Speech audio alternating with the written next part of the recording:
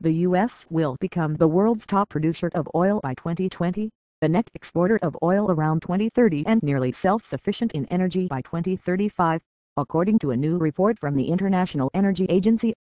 It's a bold set of predictions for a nation that currently imports some 20% of its energy needs. Recently, however, an energy renaissance has begun in the U.S., marked by a boost in oil, shale gas and bioenergy production made possible by new technology such as hydraulic fracturing, or fracking, and horizontal drilling, said the report by the Paris Agency, which acts as an energy watchdog for industrialized nations. North America is at the forefront of a sweeping transformation in oil and gas production that will affect all regions of the world, IEA Executive Director Maria van der Hoeven said. The organization Van der Hoeven heads was formed after the oil crisis of the early 1970s and serves as an energy research arm and advisor to its 28 member nations. U.S. oil production peaked in 1970 at slightly more than 9.63 million barrels a day. Except for a modest recovery to fewer than 9 million barrels a day in 1985, U.S. crude production had been on a precipitous decline until 2008, when it bottomed out at 5 million barrels a day, seeming to validate the peak oil theory that output would continue falling. That was also the year that oil reached the record price of $147.27 a barrel. But those oil prices spurred important technological developments that enabled those looking for oil to essentially see through the bottom of rock as though it were transparent, said Philip K. Vertlager Jr., a visiting fellow at the Peterson Institute for International Economics. High prices also spurred important advances in how to extract the oil that had been found. Spurred by drilling booms in North Dakota, Texas, Oklahoma and a few other locations, production has been climbing. It's been a huge change, said Vertlager, who noted that many smaller companies with relatively few employees, and not the major oil firms, have been the driving force behind America's oil spring.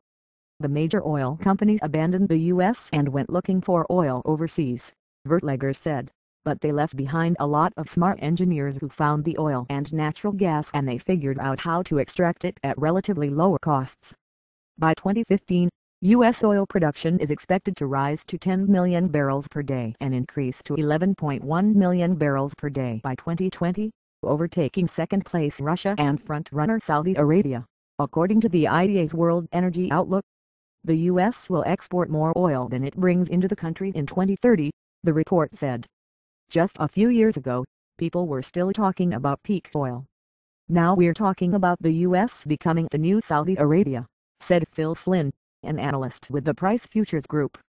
They said we couldn't drill our way out of this mess, but we are drilling our way out of this mess.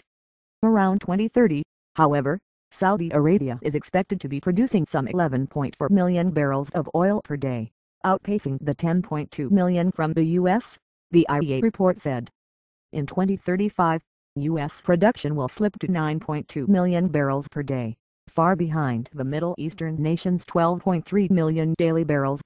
And by 2035 Iraq will have exceeded Russia to become the world's second-largest oil exporter. At that point, inflation-adjusted oil prices will reach $125 a barrel. By then, however, the U.S. won't be relying much on foreign energy, according to the IEA report. Globally, the energy economy will undergo a sea change, the report said, with nearly 90% of Middle Eastern oil exports directed toward Asia by 2035. No country is an energy island, and the interactions between different fuels, markets and prices are intensifying, the report said. Some energy experts said the U.S. oil production boom carried environmental consequences. Energy-related carbon dioxide emissions will creep up, according to the IEA report, causing a long-term average temperature increase of about 6.5 degrees. They also worried that the new oil data might ultimately have the same effect of the Prudhoe Bay oil gains in Alaska in the 1970s, fostering more complacency about developing alternative forms of energy. New supplies alone cannot solve our energy problems, said Amy Myers-Jath, Executive Director of Energy and Sustainability at UC Davis. It has to be combined with greater efficiency and the continued development in alternative fuels.